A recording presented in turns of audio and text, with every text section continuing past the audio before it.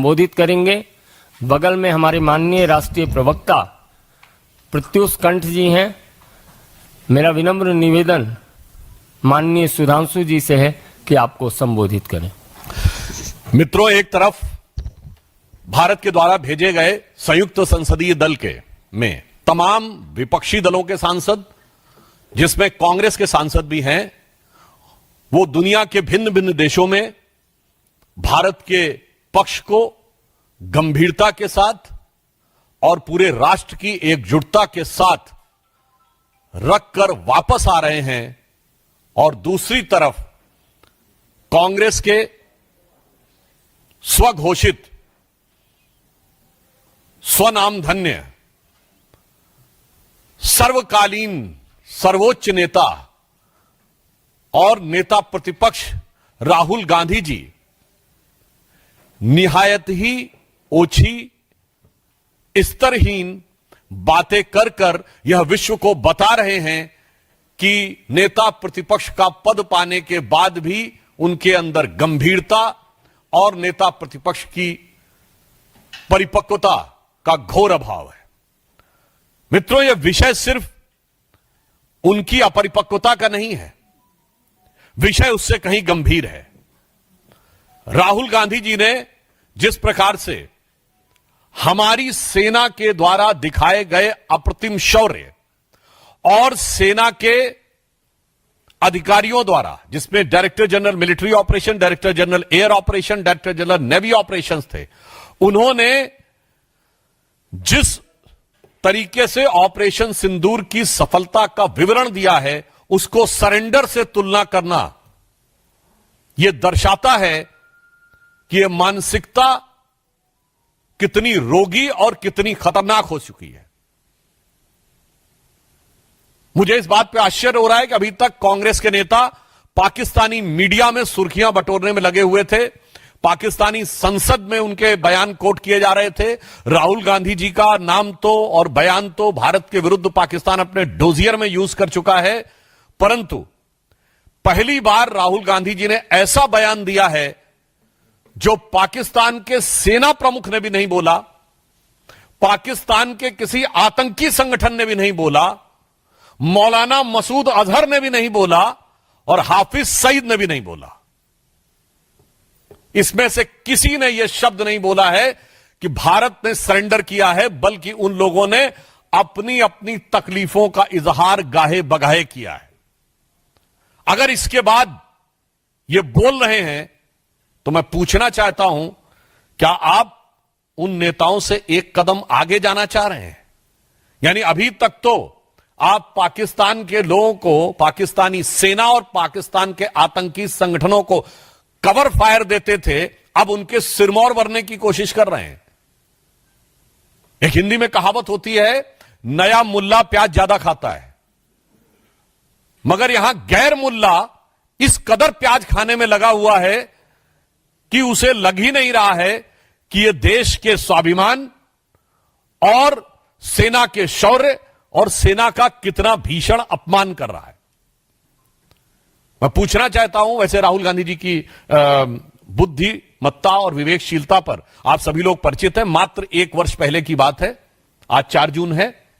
4 जून को चुनाव परिणाम आए थे।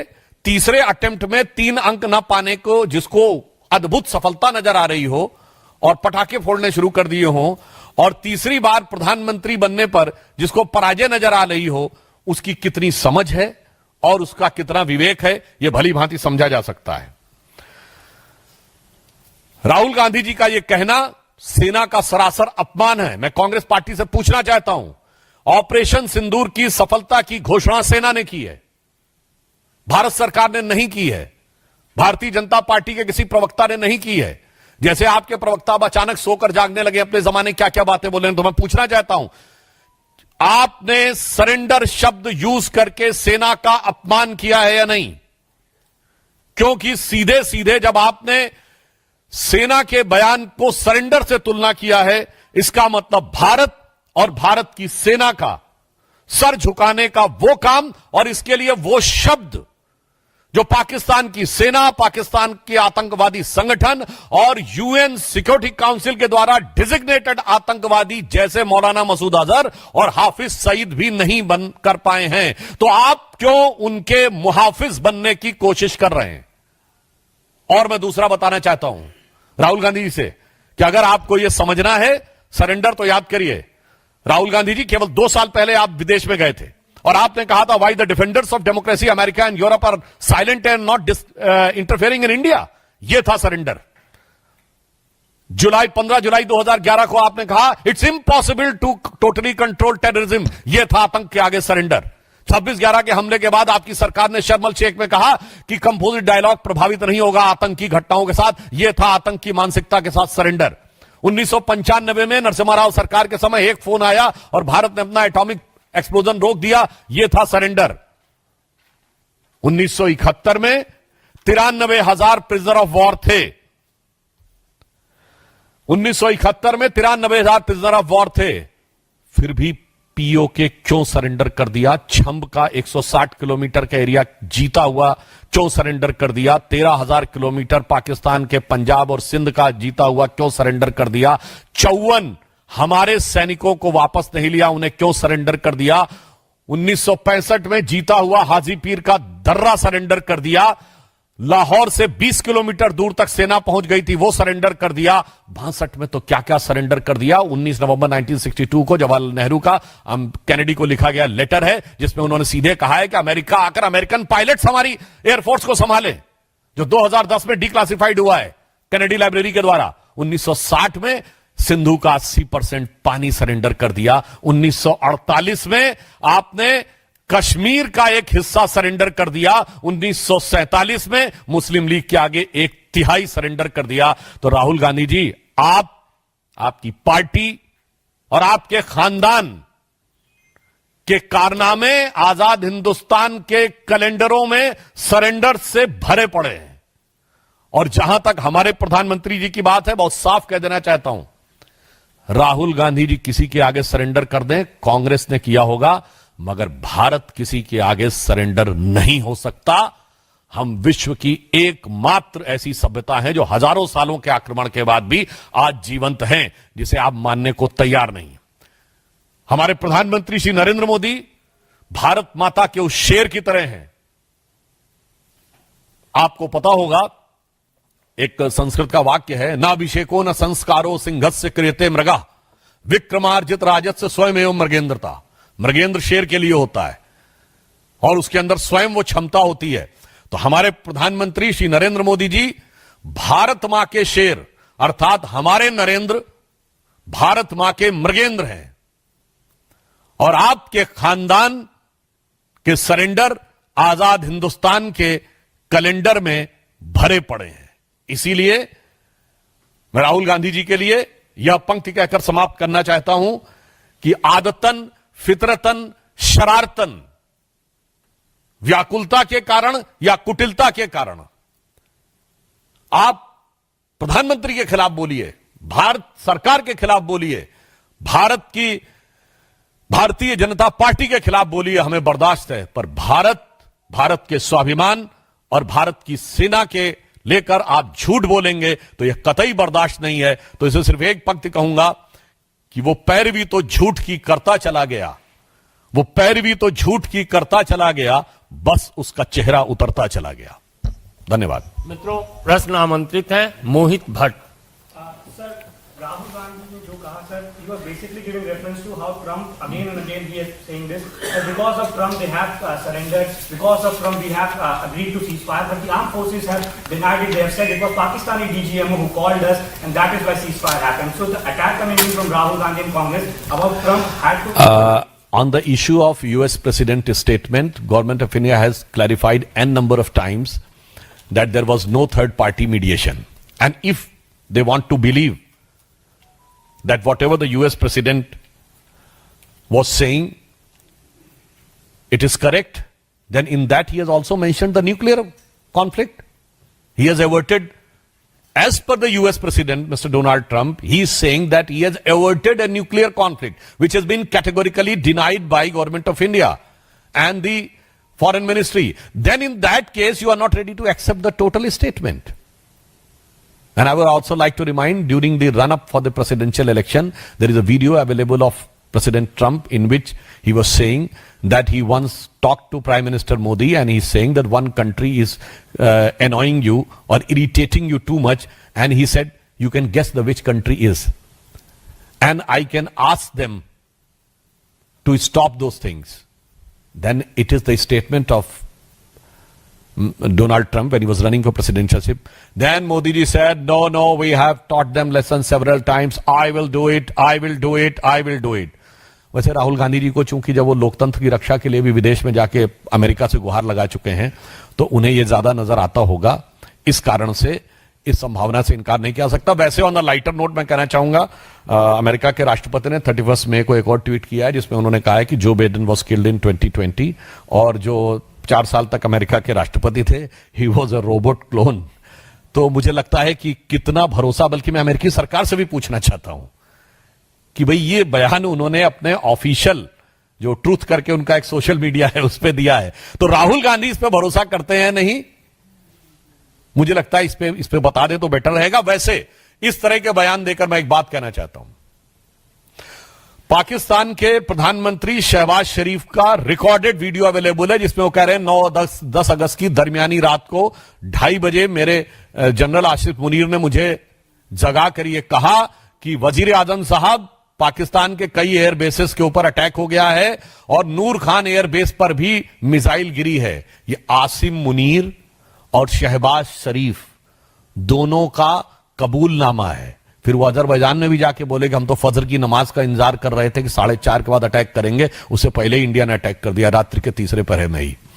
तो मैं पूछना चाहता हूं राहुल गांधी जी से कि शहबाज शरीफ और आसिम मुनीर के इकबालिया बयान के बाद भी अगर आपको समझ में नहीं आ रहा है तो आपको क्या कहा जाए? राहुल शरीफ कहा जाए या राहुल मुनीर कहा जाए? क्योंकि आप तो मुनीर और शरीफ से भी ज्यादा बड़े पाकिस्तान के पक्ष में तकरीर देने वाले नजर आ रहे हैं।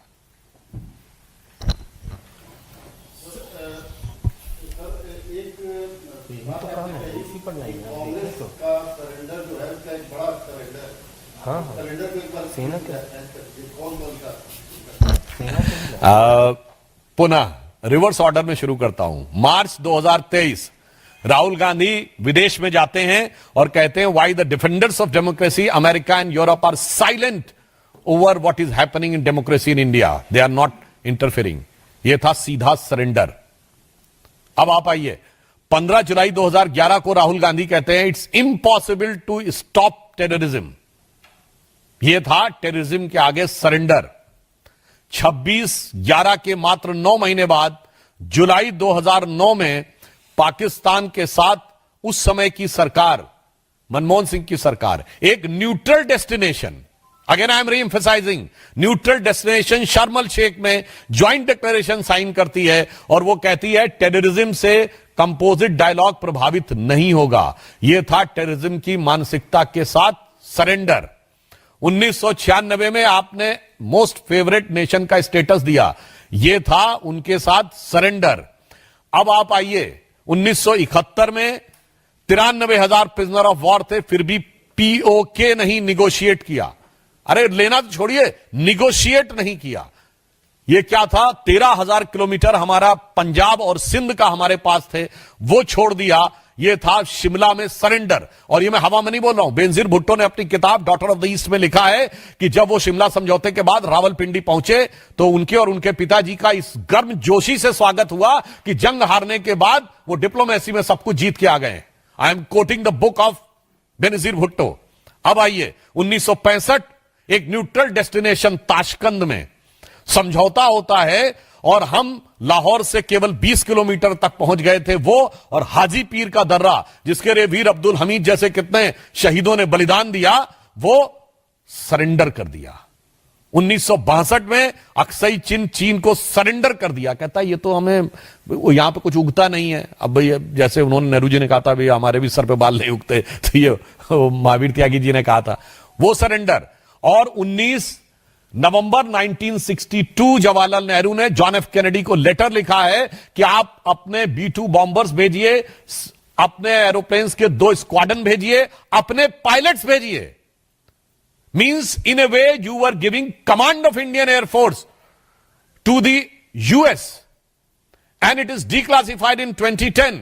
यह था सरेंडर।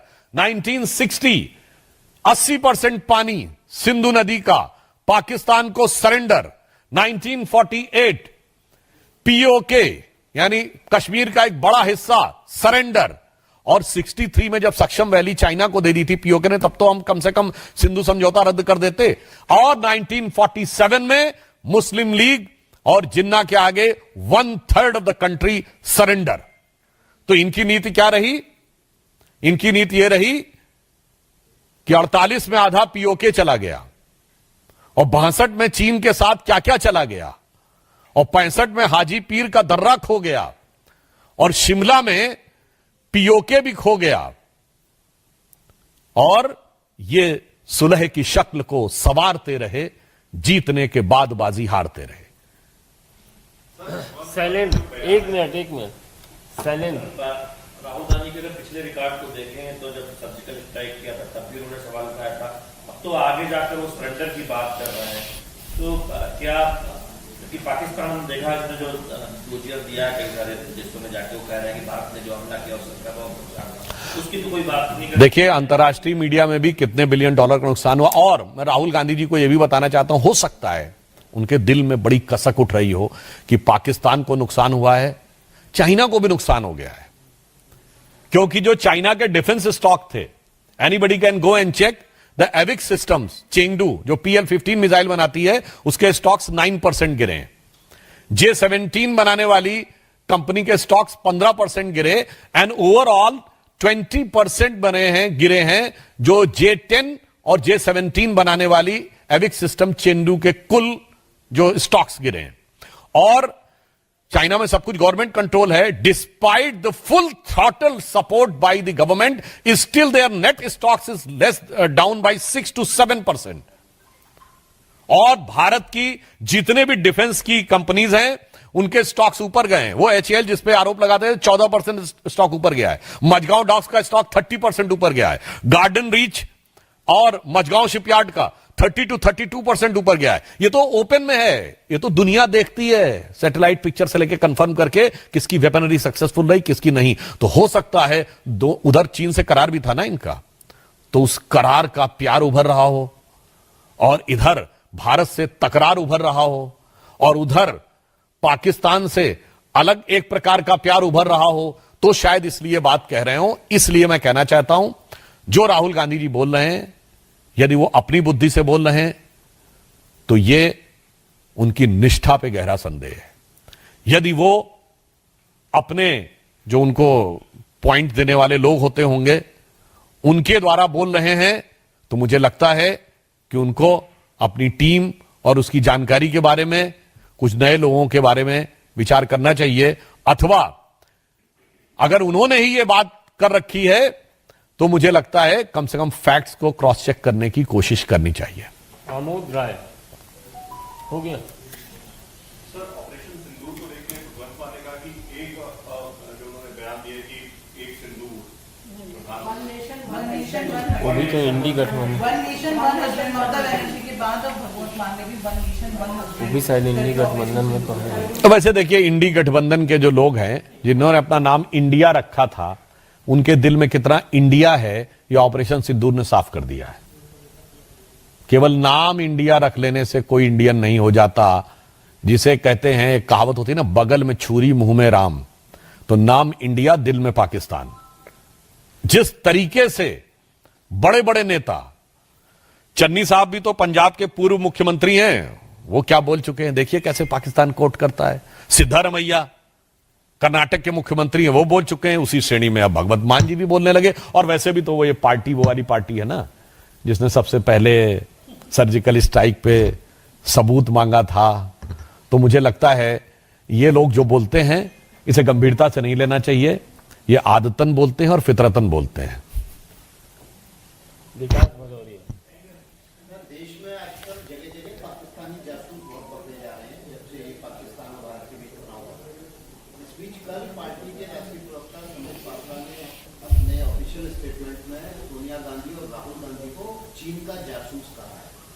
क्या आपकी जो बात है, जो आपने अभी कही कि राहुल गांधी की निष्ठा पर सवाल, पार्टी ये आधिकारिक तौर पर कह सकती है कि राहुल गांधी चीन के जासूस हैं? देखिए, जहां तक कौन देश के विरुद्ध काम कर रहा है, जांच एजेंसियां इस विषय को गंभीरता से रखती हैं। किसी नेता के बारे में मैं टिप्पणी नहीं करना चाहता, परंतु मैं दर्शकों से कहना चाहता हूं, येविग्लिना एल्बेटस की किताब state within state, Vasili Mitrokhin's की किताब Mitrokhin's archive KGB in the world part 2, Yuri Bezmenov का टीवी पे दिया गया इंटरव्यू 2005 और Joseph Crowley ex CIA director की किताब in conversation with a crow, और बहुत कुछ है उसमें पढ़ें तो मुझे लगता है आप लोगों का भी ज्ञानवर्धन होगा। पर फिर मैं कह देना चाहता हूं कि इंडिया गठबंधन ने जो नाम इंडिया रखा था, वो अब पूरी तरीके से नकाब उतर गया है उसका। जैसे